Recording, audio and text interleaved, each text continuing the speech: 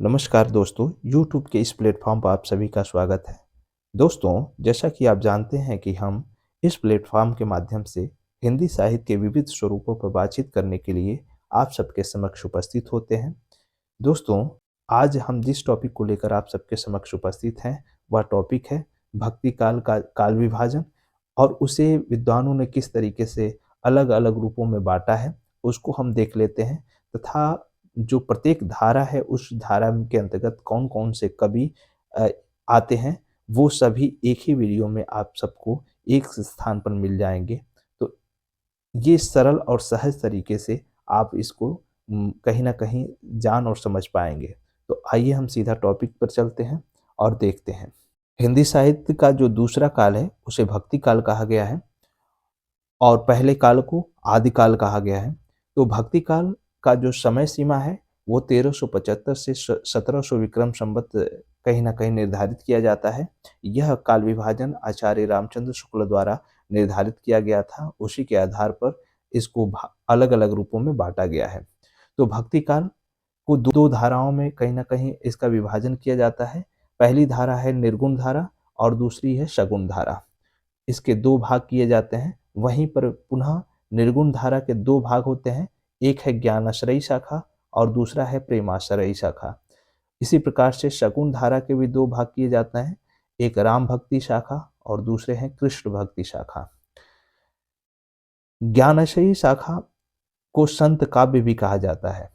वहीं पे प्रेमाश्रयी शाखा को सूफी काव्य भी कहा जाता है। ये ध्यान रखिएगा कि ज्ञानाश्रयी जो शाखा है, उसको संत काव्य भी कहा जाता है तथा प्रेमाश्रयी शाखा को सूफी काव्य भी कहा जाता है।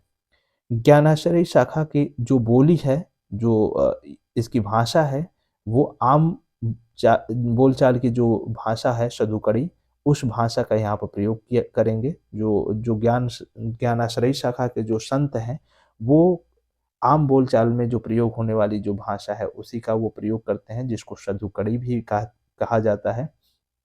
इसी तरीके से जो सूफी काव्य में जो सूफी रचनाकार हैं, वो अवधी भाषा को कहीं न कहीं अपने साहित्य में स्थान देते हैं। राम भक्ति शाखा में अवधी और ब्रज दोनों को स्थान दिया जाता है और कृष्ण भक्ति शाखा में ब्रज भाषा को स्थान दिया जाता है।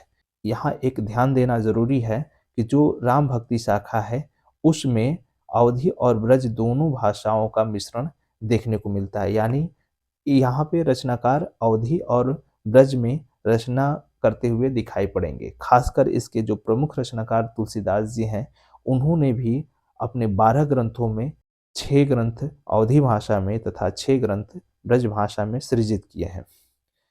तो हम यह देख लेते हैं कि जो अलग-अलग धारा है, अलग-अलग जो शाखा है, उसके अंतर्गत कौन-कौन से विद्वान या कौन-कौन से संत शामिल किए जाते हैं। तो पहले हम ज्ञानाश्रयी शाखा को देखते हैं।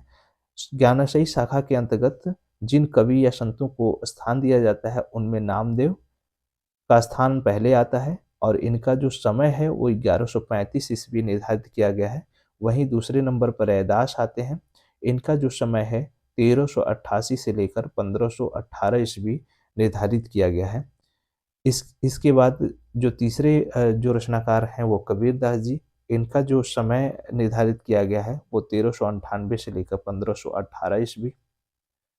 इसी तरीके से जो चौथे रचनाकार हैं वो जम्बनाथ जी। इनका जो समय है वो 1451 से लेकर 1523 ईस्वी। इसी तरीके से अगले जो संत हैं वो हरिदास निरंजनी जी। इनका समय है 1455 ईस्वी।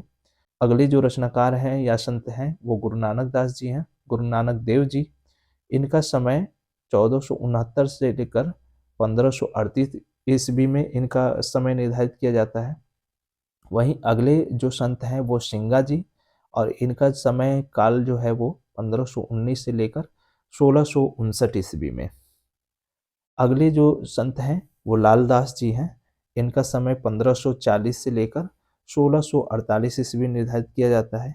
वहीं दादू दयाल जी जो हैं, दादू दयाल जी का जो समय है 1544 से लेकर 1603 ईस्वी निर्धारित किया जाता है। अगले जो संत हैं मलुकदास जी, इनका समय 1547 से लेकर 1682 ईस्वी ईस्वी तय किया जाता है। इसी क्रम में अगले जो संत आते हैं बाबा लाल दास, उनका समय 1590 से लेकर 1655 ईस्वी। सुंदर दास, इनका समय 1596 से लेकर 1689 ईस्वी। और अंतिम जो इसमें जिनको स्थान दिया जाता है वो अक्षर अनन्य दास जी हैं। तो इस तरीके से हम जो ज्ञानमार्गी शाखा के जो जितने भी कवि हैं उनको हम देख और समझ पाते हैं। अब हम प्रेम मार्गी शाखा के जो सूफी कवि हैं उनको देख लेते हैं। तो इसमें जो पहला स्थान है वो असाइद को दिया जाता है। असाइद का जो समय निर्धारित किया जाता है वो 14वीं शताब्दी। इसी तरीके से दूसरे जो स्थान पे हैं मुल्ला दाऊद जी, मुल्ला दाऊद जी का जो समय है वो 14वीं शताब्दी। इसी तरीके से ईश्वर दास जी, इनका समय निर्धारित जो किया जाता है वो 15वीं शताब्दी में किया जाता है। इसी तरीके से जो चौथे कवि संत या कवि के रूप में जिनका स्थान निर्धारित किया जाता है सूफी काव्य में वो कुतुबन है। इनका समय 15वीं शताब्दी बताया जाता है। अगले जायसी हैं जिनका समय 1429 ईस्वी बताया गया है। अगले जो कवि हैं वो मंझन दास जी हैं। मंझन जी का जो समय है वो 15वीं शताब्दी है। इसी तरीके से अगले जो हैं आलम जी हैं, इनका समय 15वीं शताब्दी। उस्मान जी हैं, इनका समय 16वीं शताब्दी। तथा अगले शेख नबी हैं, शेख नबी का जो समय है वो 16वीं शताब्दी। अगले कवि कासिम शाह हैं, इनका जो समय है वो 11वीं शताब्दी। तथा अगले जो कवि हैं नूर मोहम्मद, इनका जो समय है वो 18वीं शताब्दी। तो इस तरीके से हम सूफी काव्य के जो विद्वान जितने शामिल किए जाते हैं, जितने कवि शामिल किए जाते हैं, उनको एक जगह पर देख लिए। अब हम राम भक्ति शाखा के अंतर्गत जितने संत या कवि शामिल किए जाते हैं उनको देखते हैं। पहला नाम रामानंद का आता है। रामानंद का जो समय है वो 1368 ईस्वी माना गया है। वहीं दूसरे स्थान पर तुलसीदास जी हैं। तुलसीदास जी का जो समय काल है वो 1532 से लेकर 1623 ईस्वी निर्धारित किया जाता है।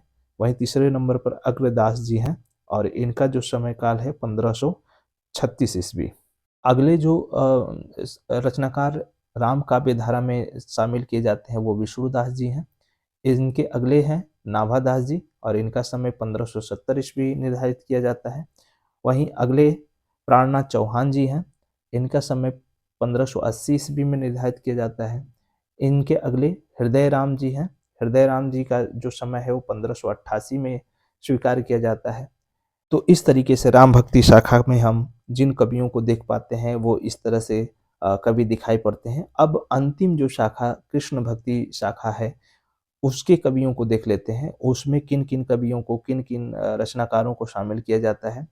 तो पहले नंबर पर जिन विद्वान को शामिल किया जाता है वो वल्लभाचार्य जी हैं। वल्लभाचार्य, इनका समय है 1478 ईस्वी। 1478 ईस्वी में वल्लभाचार्य जी कहीं ना कहीं विद्यमान थे। अगले जो विद्वान हैं, अगले जो कवि हैं वो कुंभन दास जी। इनका समय जो बताया गया है वो 1468 से लेकर 1583 ईस्वी। वहीं अगले जो रचनाकार हैं वो सूरदास जी और इनका समय 1478 निर्धारित किया गया है। वहीं अगले जो रचनाकार हैं जो कृष्ण भक्ति शाखा में शामिल किए जाते हैं परमानंद दास जी। परमानंद दास जी का जो समय है वो 1493 ईस्वी में निर्धारित किया जाता है। वहीं अगले कृष्णदास जी, इनका समय 1496 ईस्वी निर्धारित किया जाता है। अगले जो रचनाकार इसमें हैं कृष्ण भक्ति शाखा में वो गोविंद स्वामी जी हैं। इनका समय 1505 ईस्वी निर्धारित किया जाता है। वहीं अगले जो संत कवि हैं वो चित स्वामी जी हैं। इनका समय 1515 बताया जाता है। अगले जो संत कवि इसमें शामिल किए जाते हैं वो चतुर्भुज दास जी हैं। इनका समय 1530 बताया जाता है। और अंतिम जो कृष्ण भक्ति धारा में जो शामिल किए जाने वाले कवि हैं वो नंददास जी हैं। इनका समय 1533 बताया जाता है। तो इस तरीके से आप भक्ति काल के में जो 4 धाराएं चलती हैं, ज्ञानशयी शाखा, सूफी काव्य या राम काव्य या कृष्ण काव्य, उन चारों धाराओं में जो प्रमुख कवि हैं या रचनाकार जो शामिल किए जाते हैं उनको हम एक जगह पर एक साथ देख पाते हैं।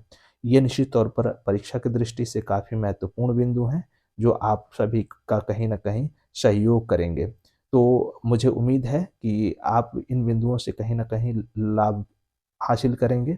इसी उम्मीद के साथ आज की क्लास को हम यहीं विराम देते हैं। पुनः एक नए टॉपिक को लेकर अगली क्लास में उपस्थित होंगे। तब तक के लिए विदा दीजिए। धन्यवाद।